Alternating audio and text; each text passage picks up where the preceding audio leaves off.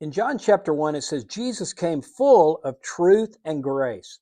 I believe truth and grace is the perfect combination for so many situations today, whether it's a marriage, whether it's parenting, or whether it's ministry in a culture that is increasingly saying, well, we just got to accept everything. In John 8, Jesus is ministering to a woman caught in adultery. He first said, he who is without sin cast the first stone. Then he came to the woman after they dropped their stones and he said, neither do I condemn you. That showed grace and love for her as a person. It showed compassion to her as a person.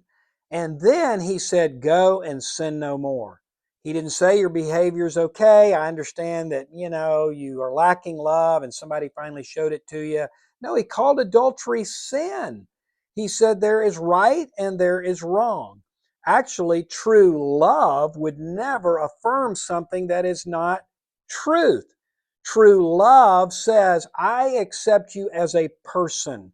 I love you as a human being, but this behavior is sin in the eyes of God, and because I truly love you, I'm going to call sin sin.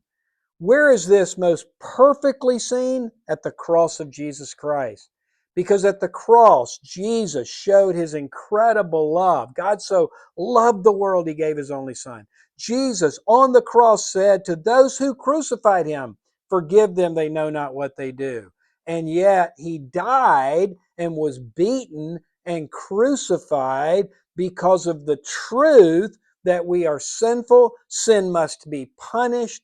There must be a sacrifice for sin, a blood atonement, and Jesus Christ bore that. Not only did He die for our sin, but He absorbed the very judgment and wrath of God. So at the cross of Jesus, we have this perfect combination of grace and truth, justice and mercy kiss at the cross. I have found this truth and grace combination to be so helpful when it comes to dealing with relationships, preaching, dealing with current issues that are so apparent in our day and age. And I encourage you to really reflect on how you can apply both truth and grace in the situations in your life. And if I can help you in any way, especially if it means coming to a personal relationship with Jesus, as you realize His love for you, but as you also realize the truth that you're a sinner and separated from Him, and the only solution, the only thing that can remove that sin